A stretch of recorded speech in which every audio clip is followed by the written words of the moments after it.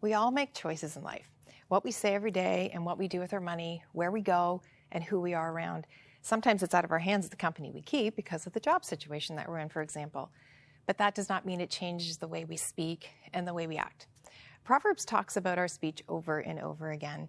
You hear words like life-giving, or you hear words like death found in Proverbs 18:21. That is a powerful verse for us to be challenged by today. I'm sure you can think of something that was said to you, maybe that hurt you to the core back in your life early on.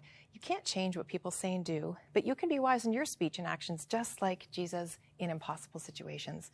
Proverbs 21:23 reminds us that those who guard their mouths will be full of wisdom. Can we aim to bring healing with our words and guard our mouths? Remember, according to Proverbs 15:4, the soothing tongue is a tree of life. How beautiful are the words found in Proverbs. We're also warned and given guidance with our finances and generosity.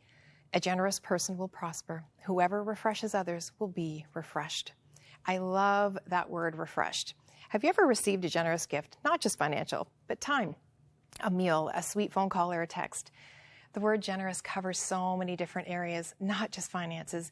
It's what we do with our words, our bank account, our thoughts, actions, and our steps. As we know, Proverbs has a lot to say about our speech and speaks volumes about our actions and the finances and generosity in our lives. I remember the excitement of my first job and what it taught me about wisdom and how I use my money. What are we doing and why are we doing it? Why are we spending like we're spending?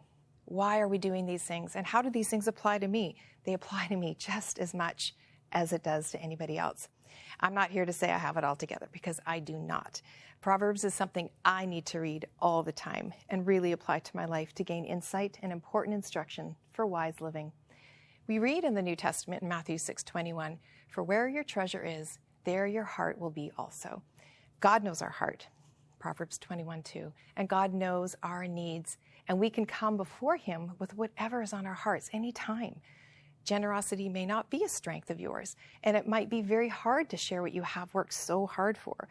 But we read that we are to honor the Lord with our wealth, with the first fruits of our crops. Then your barns will be filled to overflowing, and your vats will brim with new wine.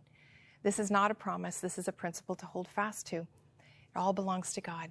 So giving it back to Him for His purposes means we must honor the Lord with our wealth as He guides us. God wants us to be wise with our money, wise how we deal with others, whether in business situations, marriage, family, friendships. God wants us to be productive and not lazy, be wise in our day-to-day dealings and our work. Ultimately, whatever we do, whatever He's given us. He wants us to be wise in everyday choices, not just part-time, but all the time. He is the ultimate treasure of our hearts. Remember, above all, get wisdom. The beginning of wisdom is this: get wisdom. Though it cost you all you have, get understanding.